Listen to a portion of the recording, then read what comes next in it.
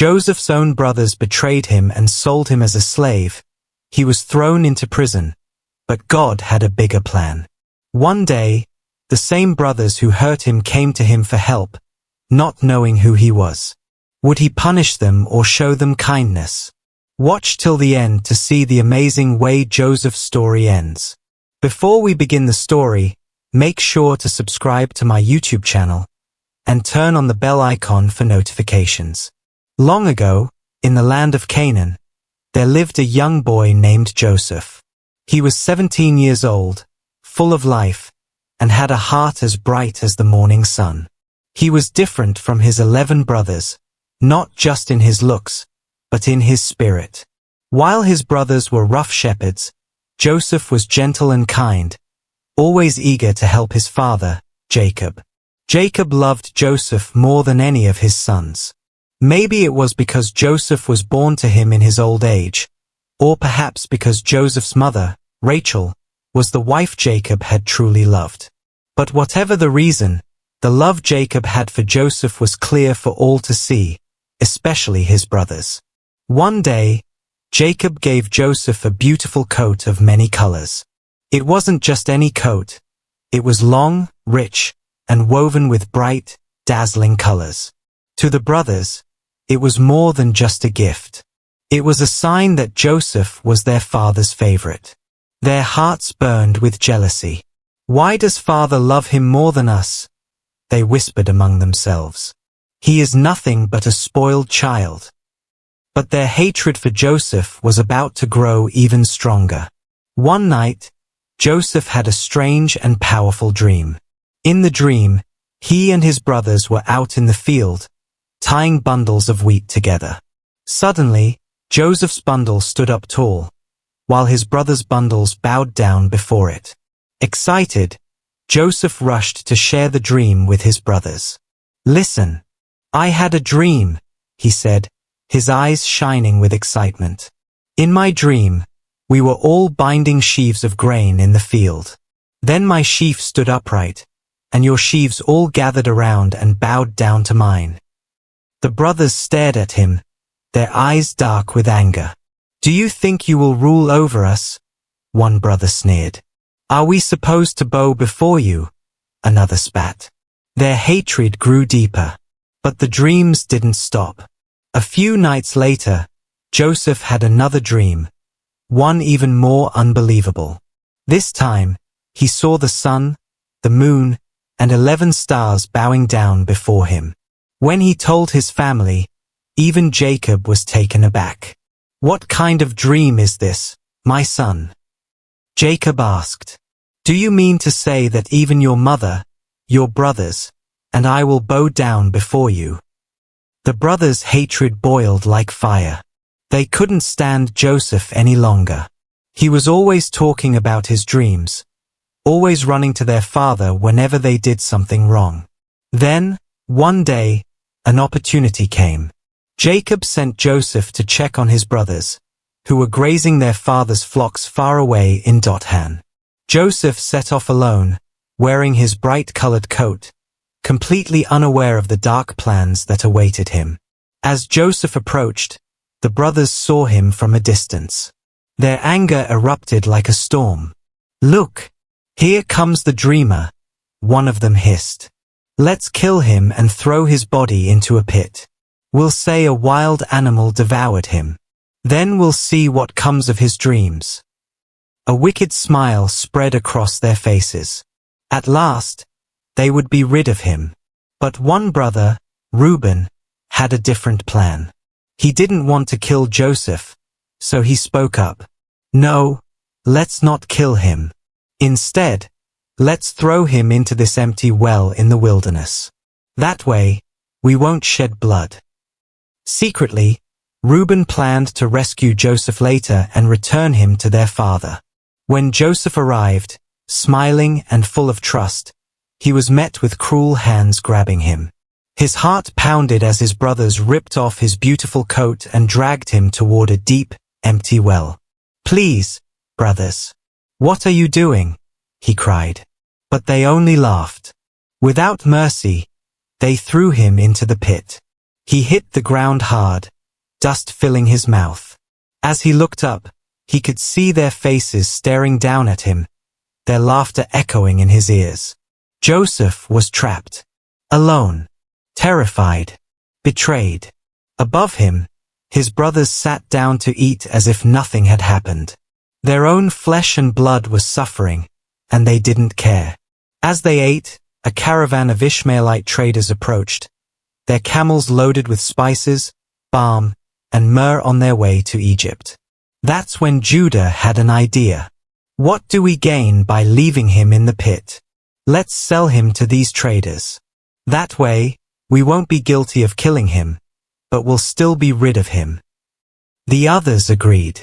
They pulled Joseph out of the pit, and before he could even understand what was happening, they sold him for 20 silver coins, the price of a slave. Joseph screamed, begged, and pleaded, but the traders tied his hands and led him away toward a distant land. Now, the brothers had to cover up their crime. They took Joseph's coat, dipped it in the blood of a goat, and carried it home. When Jacob saw the coat, his heart shattered. A wild animal must have devoured him, he cried, collapsing in grief. My son is dead. No one could comfort him. He tore his clothes, put on sackcloth, and wept for Joseph day and night. Meanwhile, Joseph was on his way to Egypt, his father grieving him as dead, and his brothers thinking they had erased him forever.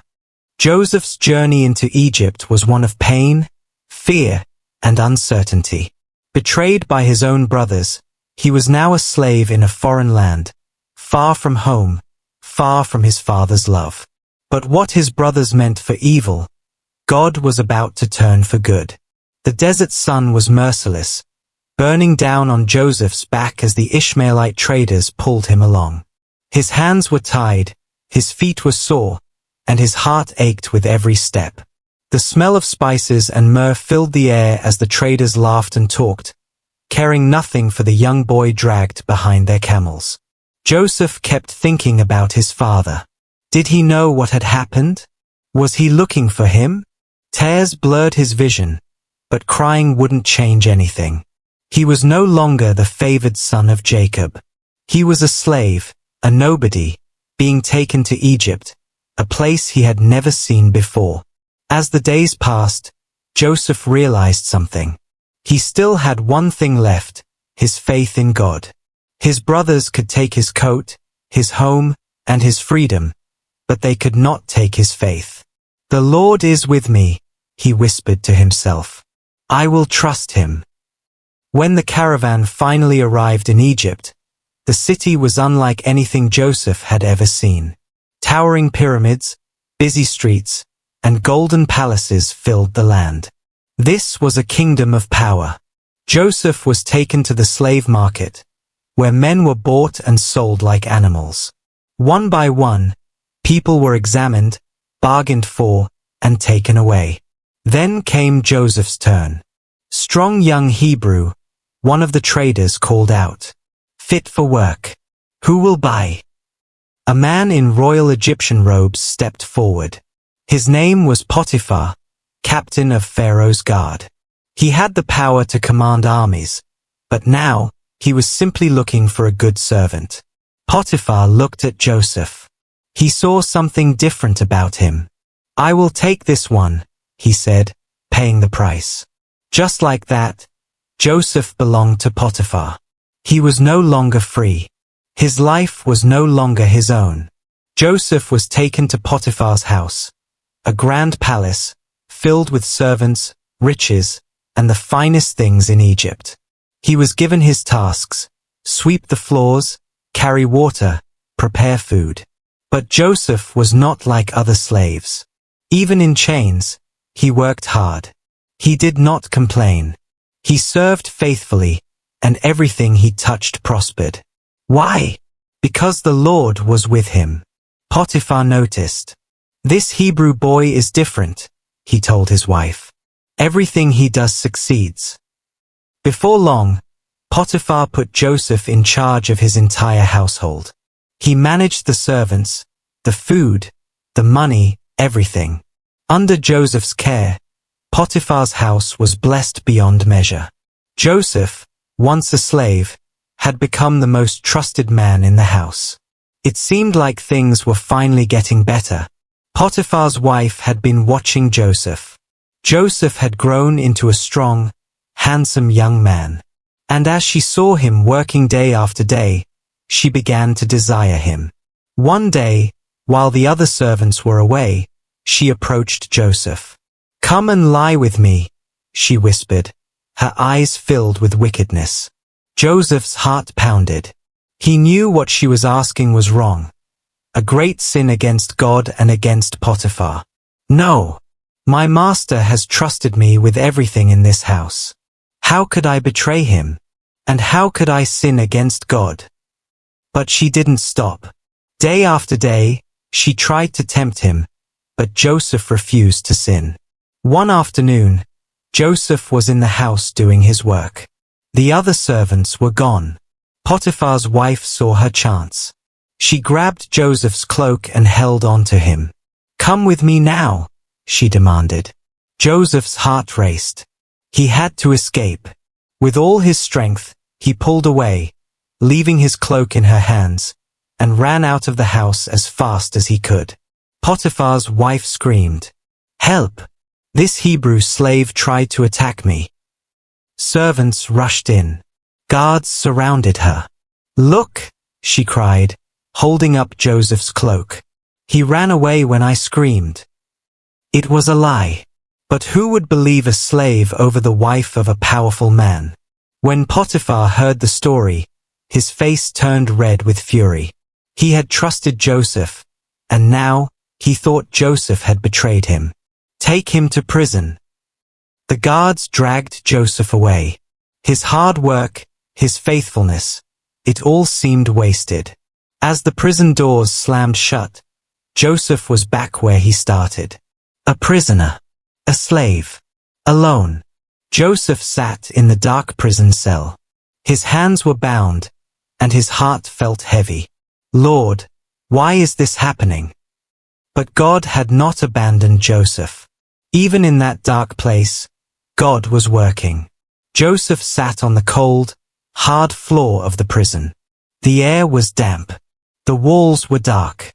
Chains rattled in the distance as other prisoners groaned in pain.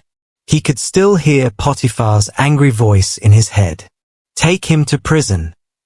Joseph had been falsely accused, betrayed again, and thrown into a dungeon, a place where men were forgotten. Was this really God's plan for him? A place of suffering. The Egyptian prison was no ordinary place. It was where Pharaoh sent the worst criminals, thieves, murderers, and traitors. The guards were cruel, and the punishments were severe. Joseph was not a criminal, yet he was treated like one. "What have I done to deserve this?" he whispered to himself. But even in the darkness, Joseph refused to lose hope. "God is with me." He repeated those words, clinging to them like a drowning man clings to a rope. And God was with him. Though Joseph was a prisoner, he did not act like one. Instead of complaining, he worked hard. Instead of being bitter, he helped others. The prison warden noticed. "This Hebrew is different," he thought. Joseph was honest, hardworking, and trustworthy. Everything he did prospered. Before long, the warden put Joseph in charge of the entire prison. He managed the food, the supplies, and even the prisoners themselves. Though he was still locked away, Joseph was rising again. One day, 2 new prisoners arrived, men who had once worked for Pharaoh himself. One was Pharaoh's chief cupbearer, the man who served Pharaoh's wine. The other was Pharaoh's chief baker, who prepared his meals.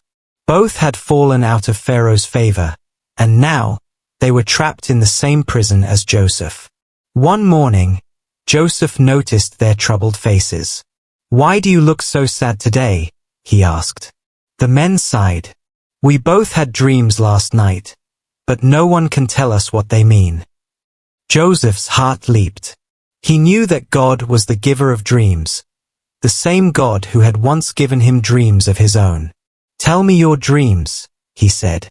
"Interpretations belong to God." The cupbearer spoke first. "In my dream, I saw a vine with 3 branches. The branches budded, blossomed, and grew ripe grapes. I took the grapes, squeezed them into Pharaoh's cup, and placed the cup in Pharaoh's hand." Joseph listened carefully. Then, God gave him the interpretation. "The 3 branches represent 3 days," Joseph explained. "In 3 days, Pharaoh will restore you to your position. You will serve him wine again, just as you did before." The cupbearer's face lit up with hope. Then Joseph added one more thing. "When you are free, please remember me. Speak to Pharaoh on my behalf. Tell him I was wrongly imprisoned." The cupbearer nodded eagerly. "I will remember you, Joseph." But would he? Next, the chief baker stepped forward. His face was full of fear. "In my dream, I had 3 baskets of bread on my head. The top basket was filled with baked goods for Pharaoh, but birds came and ate them all." Joseph took a deep breath. This dream was different. "The 3 baskets represent 3 days," he said. "In 3 days, Pharaoh will remove you from prison, but not to restore you. He will have you executed. The birds eating your bread mean that your body will be left for the birds." The baker's face turned pale.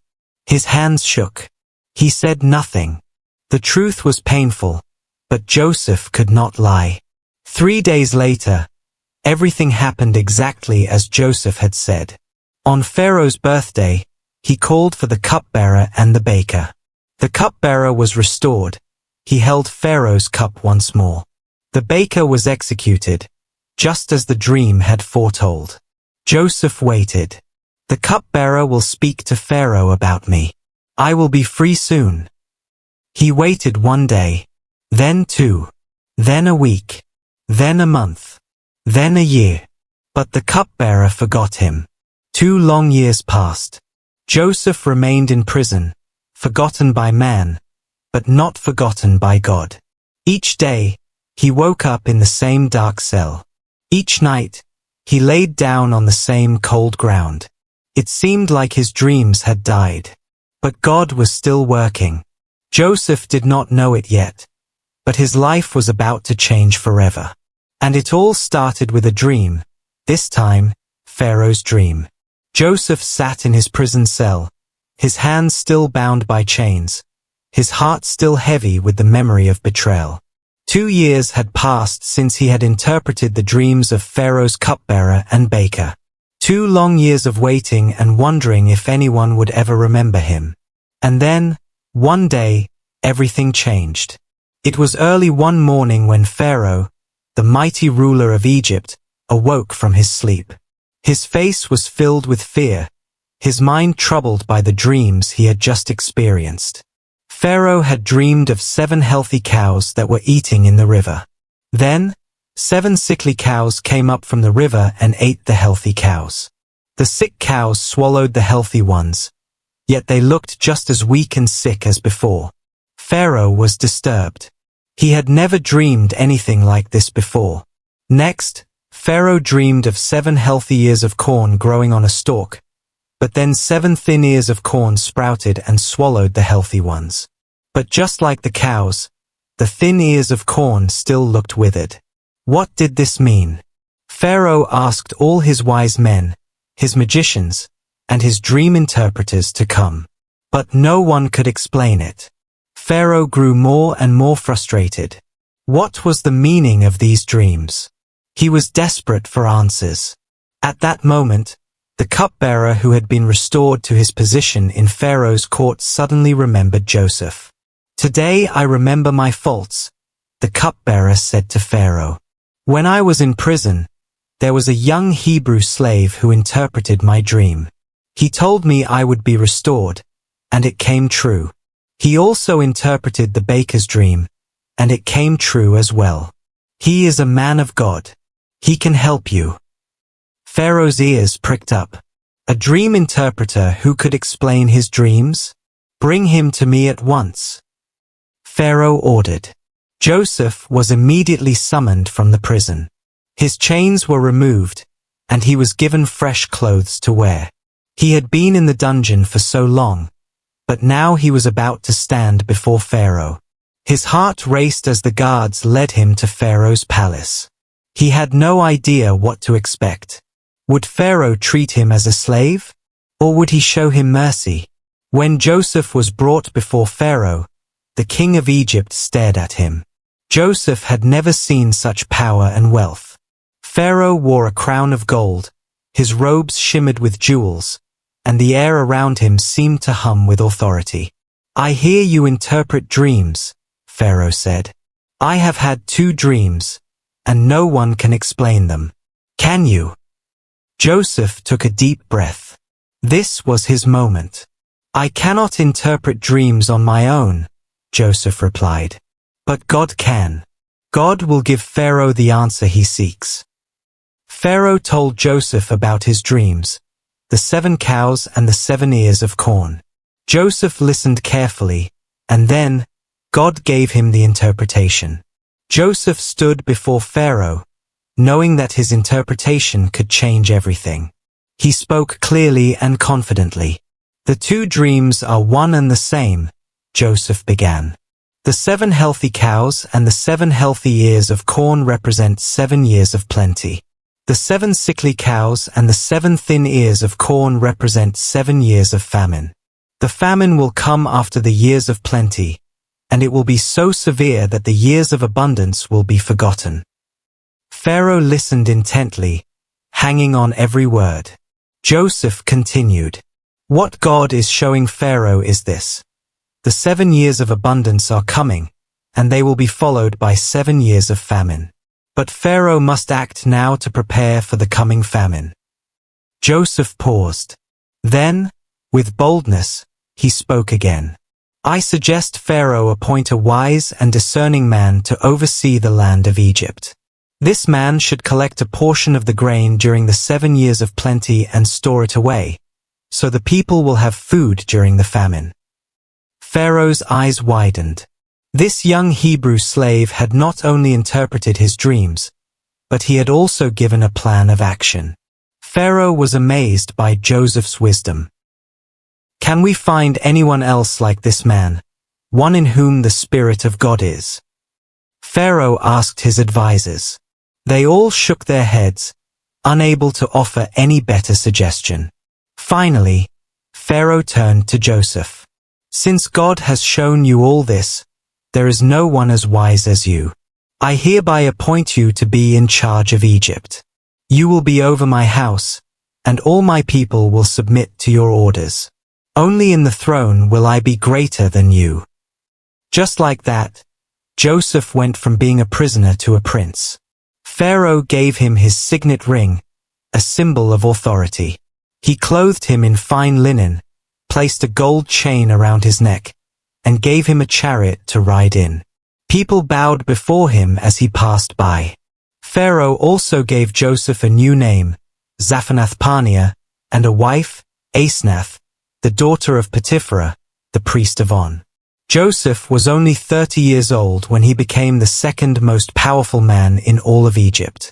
Joseph immediately set to work. He gathered food during the 7 years of plenty, storing it in cities across Egypt.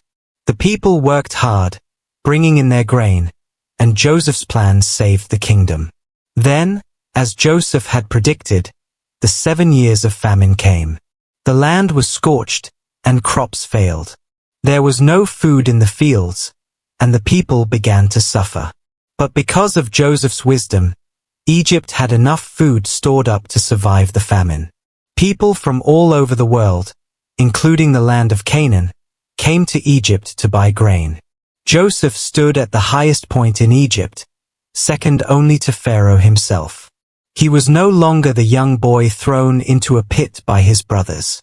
He was now a ruler, dressed in the finest robes, wearing Pharaoh's signet ring, and commanding the most powerful nation in the world. But deep in his heart, One chapter of his life remained unfinished: his family. The same brothers who betrayed him, sold him, and left him for dead were out there somewhere. Would he ever see them again? Just as Joseph had foretold, the 7 years of famine came. It spread far beyond Egypt, reaching Joseph's homeland, Canaan. There, his father Jacob and his 11 sons were struggling. Their grain was running out. Their animals were growing weak. Hunger filled their land. One day, Jacob gathered his sons. "Why are you all just standing around?" he asked them. "I have heard that there is grain in Egypt. Go there and buy some, so that we may live and not die." Joseph's brothers nodded. Egypt was their only hope. The brothers traveled to Egypt with silver in their bags, hoping to buy food. But they had no idea who they would meet when they arrived. When they reached the palace, they were led to the governor of the land, the man who controlled the grain supply. They bowed low before him, their faces to the ground. Joseph recognized them immediately. These were the same men who had thrown him into a pit. The same brothers who had sold him for 20 pieces of silver. The same family who had shattered his childhood.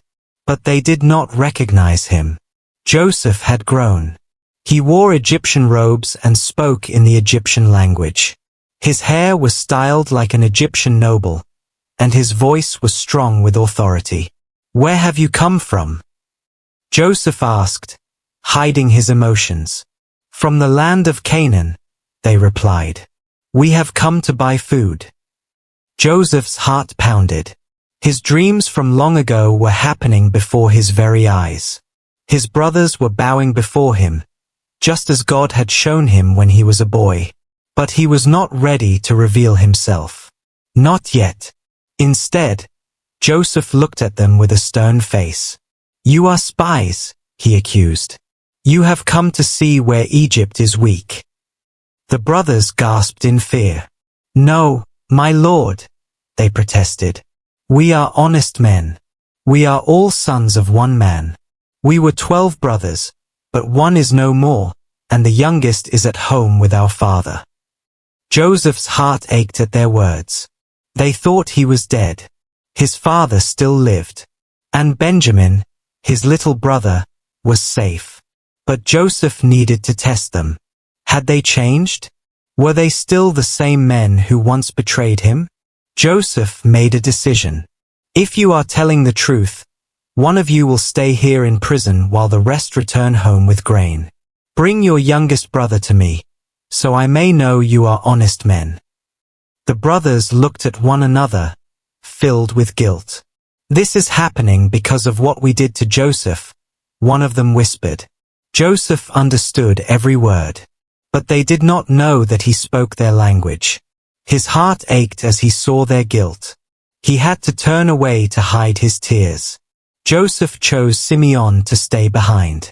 The rest took the grain and returned to Canaan, promising to bring Benjamin back. When the brothers returned home and told Jacob everything, his heart broke. "You have already lost Joseph, and now you want to take Benjamin? No, my son will not go down with you." But as the famine worsened, they had no choice. "If we do not go back, we will starve," Judah pleaded. "I will personally guarantee Benjamin's safety." Finally, Jacob agreed, but his heart was heavy. "May God Almighty grant you mercy before the governor," he said. So the brothers returned to Egypt, this time with Benjamin. When Joseph saw Benjamin, he could barely contain himself. His only full-blooded brother, the one he had not seen in over 20 years, stood before him. He wanted to run to him, embrace him, and tell him everything, but he held back. Instead, he prepared a great feast for his brothers. They were amazed that the governor of Egypt treated them with such honor. But Joseph had one more test. Before they left, he secretly placed his silver cup in Benjamin's sack. Then he sent his servants after them. "Stop! One of you has stolen my master's cup." The brothers were shocked. We would never steal from you. If any of us has the cup, let that man die, and the rest of us will become your slaves." The servants searched each bag, one by one, and then they found the cup in Benjamin's sack. The brothers cried out in horror, "No, this cannot be."